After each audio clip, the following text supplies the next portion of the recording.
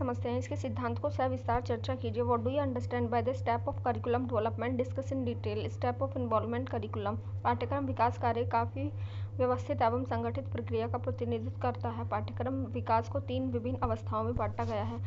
पाठ्यक्रम की नियोजन अवस्था, प्लानिंग स्टेज ऑफ करिकुलम। पाठ्यक्रम की क्रियान्वयन अवस्था, इम्प्लीमेंटेशन स्टेज ऑफ करिकुलम। पाठ्यक्रम की मूल्यांकन अवस्था, इवैल्यूएशन स्टेज ऑफ करिकुलम। पाठ्यक्रम के विकास हेतु प्रस्तुत अवस्थाओं का चित्रात्मक रूप हम निम्न प्रकार से प्रस्तुत कर सकते हैं।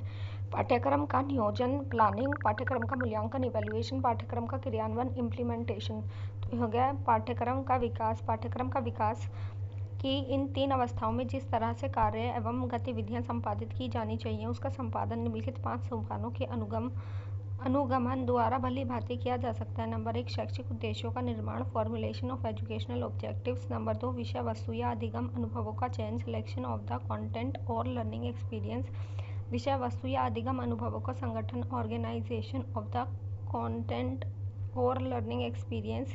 पाठ्यक्रम क्रियान्वयन हेतु मार्गदर्शन प्रदान करना, providing guidelines for the implementation of curriculum. मूल्यांकन हेतु तकनीक एवं विधियां सुझाना, suggestions, techniques and methods for evaluation. अपने समन्वित रूप में प्रयुक्त पाठ्यक्रम विकास में इन 500 सोपानों की चित्रात्मक रूप में निम्न प्रकार अभिव्यक्ति की जा सकती है। शैक्षिक उद्देश्य, एजुकेशनल ऑब्जेक्टिव्स। अधिगम अनुभवों का चयन, सिलेक्शन ऑफ लर्निंग एक्सपीरियंसेस।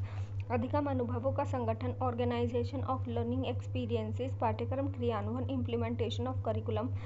पाठ्यक्रम मूल्यांकन की तकनीकें, करिकुलम इवैल्यूएशन टेक्निक। पाठ्यक्रम विकास प्रक्रिया, प्रतिपुष्टि एवं समायोजन, फीडबैक एंड एडजस्टमेंट। पाठ्यक्रम विकास हेतु इन 5 सोपानों के अंतर्गत की जाने वाली विभिन्न क्रियाएं तथा गतिविधियां निम्न प्रकार है। नंबर 1, शैक्षिक उद्देश्यों का निर्माण, फाउंडेशन ऑफ एजुकेशनल ऑब्जेक्टिव्स। पाठ्यक्रम विकास प्रक्रिया की शुरुआत किसी विशेष कक्षा स्तर तथा परिवेश से संबंधित विषयों के शिक्षण अधिगम हेतु उपयुक्त शैक्षिक या अनुदेशनात्मक उद्देश्य के निर्माण से होती है। इस प्रकार के उद्देश्य का निर्माण कर एक तरह से हम इस बात को निश्चित कर देते हैं कि बनाए गए पाठ्यक्रम द्वारा किस प्रकार के प्रयोजनों की पूर्ति की आशा की जाती है। इन उद्देश्यों का निर्माण इस तरह से किया जाना चाहिए कि पाठ्यक्रम में प्रदत्त अधिगम सामग्री या क्रियाओं द्वारा विद्यार्थी के व्यवहार के तीनों पक्षों, ज्ञानात्मक, भावात्मक, क्रियात्मक में जिस प्रकार के परिवर्तन अपेक्षित हों, उनकी प्राप्ति को ही उद्देश्य निर्माण का विषय बनाया जाए। साथ ही इन उद्देश्यों के कथन स्पष्ट एवं निश्चित व्यवहारात्मक रूप में होने चाहिए, ताकि पाठ्यक्रम विकास के क्रियान्वयन के कार्य से जुड़े हुए भी सभी व्यक्तियों द्वारा इन्हें अच्छी तरह समझा जा सके। विषय वस्तु या अधिगम अनुभवों का चयन, सिलेक्शन ऑफ द कंटेंट और लर्निंग एक्सपीरियंसेस।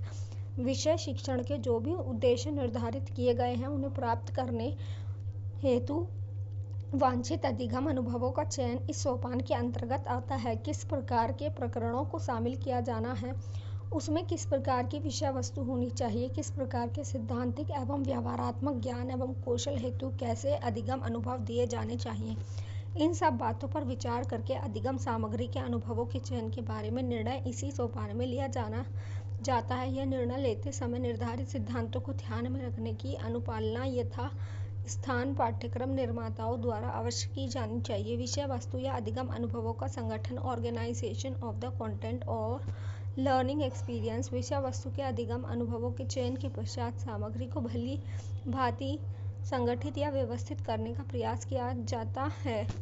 एक बार यह तय करने के पश्चात किसी स्तर विशेष, प्राथमिक, माध्यमिक या उच्च या कक्षा विशेष में शिक्षण के लिए क्या कुछ विषय सामग्री, प्रकरण तथा अधिगम अनुभवों को व्यवस्थित करना है, यह निर्णय किया जाता है कि पहले किस प्रकार की विषय वस्तु या प्रकरण या अधिगम अनुभवों को रखा जाए और बाद में किनको।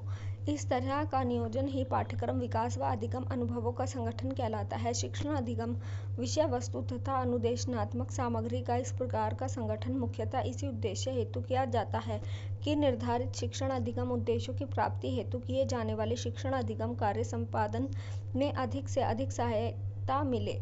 नंबर 4, पाठ्यक्रम क्रियान्वयन हेतु मार्गदर्शन प्रदान करना, providing guidelines for the implementation of curriculum. पाठ्यक्रम क्रम विकास का कार्य विषय वस्तु या प्रकरण या अधिगम अनुभव के चयन तथा संगठन तक ही समाप्त नहीं हो जाता। शिक्षकों और विद्यार्थियों को पढ़ने पढ़ाने के लिए जिस पाठ्य वस्तु का निर्धारण और विधिवत संगठन किया गया है उसे शिक्षण अधिगम के लिए प्रयुक्त कर निर्धारित शिक्षण उद्देश्य की प्राप्ति के लिए प्रयत्न करना ही पाठ्यक्रम का क्रियान्वयन कहलाता है। पाठ्यक्रम चाहे कितने ही परिश्रम से तैयार किया जाए, जब तक यह उल्लेख न हो कि इसका क्रियान्वयन किस प्रकार से किया जा सकेगा, तब तक उसकी विकास प्रक्रिया अधूरी मानी जाएगी। इस दृष्टि से यह चयनित और संगठित अध्ययन सामग्री के उचित शिक्षण अधिगम हेतु विभिन्न तकनीकों, शिक्षण अधिगम क्रियाओं आदि का उल्लेख किया जाता है तथा यह प्रयास किया जाता है कि उपयुक्त शिक्षण अधिगम वातावरण का निर्माण किया जाए ताकि शिक्षण अधिगम प्रक्रिया को अधिक से अधिक प्रभावशाली बनाया जा सके। मूल्यांकन हेतु तकनीकी एवं विधियां सुझाना, suggestions, technique and methods for evaluation. पाठ्यक्रम विकास की प्रक्रिया तब तक अधूरी मानी जाएगी जब तक उसमें इस बात को शामिल नहीं किया जाता कि जो कुछ भी अधिगम अनुभव के रूप में आयोजित किया गया है और जिसे वांछित शिक्षण अधिगम विधियों एवं तकनीकों के माध्यम से विद्यार्थियों ने ग्रहण कर लिया है, उसके माध्यम से निर्धारण शिक्षण अधिगम उद्देश्य की पूर्ति कहाँ तक संभव की हो सकी है। इस प्रकार के मूल्यांकन निर्धारण हेतु उपयुक्त तकनीकें तथा विधियों के प्रयोग संबंधी सुझाव देना पाठ्यक्रम विकास प्रक्रिया का अंतिम सोपान कहा जाता है। इस सोपान में स्पष्ट रूप से यह बताने की कोशिश की जाती है कि मूल्यांकन प्रक्रिया किस तरह की होगी और कैसे क्रियान्वित की जाएगी।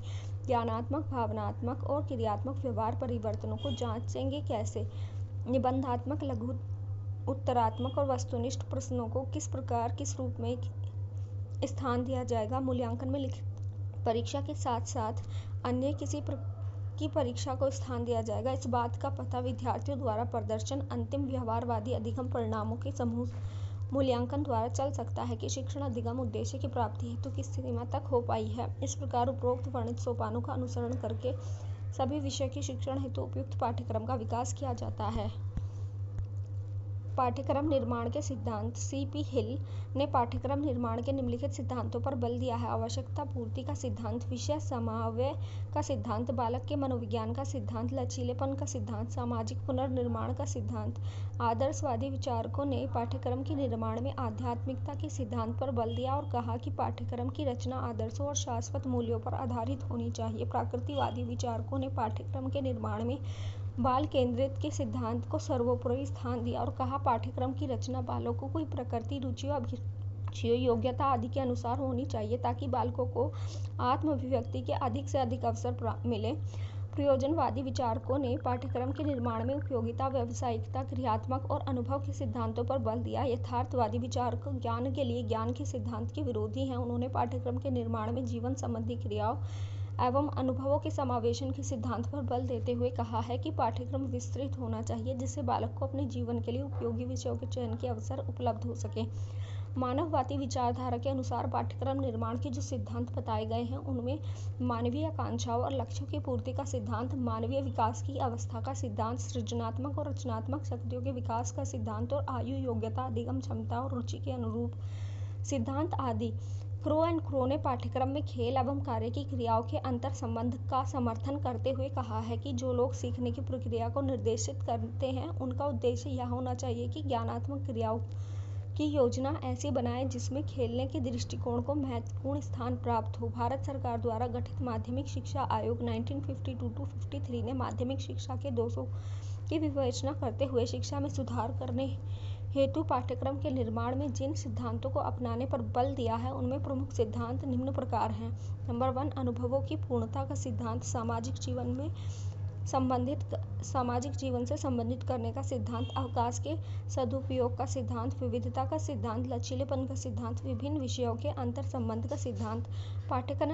पाठ्यक्रम निर्माण के सिद्धांतों के संबंध में उपरोक्त विवेचन से स्पष्ट होता है कि दर्शन की विभिन्न विचारधाराओं, विभिन्न मनुष्यों और विभिन्न शिक्षा आयोगों तथा समितियों ने पाठ्यक्रम निर्माण के सिद्धांत का विवेचन किया है। उपरोक्त पाठ्यक्रम का निर्माण विवेचन के आधार पर पाठ्यक्रम का निर्माण के निम्नलिखित सिद्धांतों की व्याख्या की जा सकती है जिनके आधार पर ऐसे पाठ्यक्रम का निर्माण किया जा सकता है जो विद्यार्थी, शिक्षक, समाज और राष्ट्र सभी के लिए उपयोगी हो और लाभप्रद हो।